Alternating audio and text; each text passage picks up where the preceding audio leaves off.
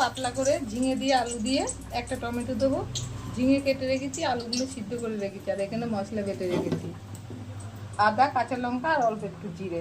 কড়াইয়ে তেল দিয়েছি, লবণ হলুদ দিয়ে মাছটা অল্পই রান্না করছি, আজকে মাংস করবো, তার জন্য মাছ অল্প করছি।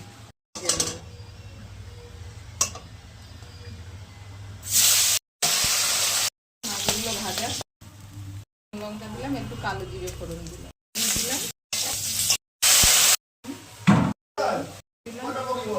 এবার কষিয়ে নেবো।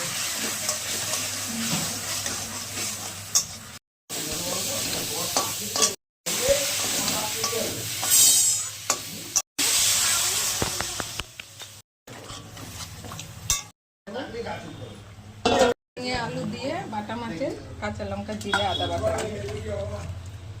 গরমে পাতলা ঝোল।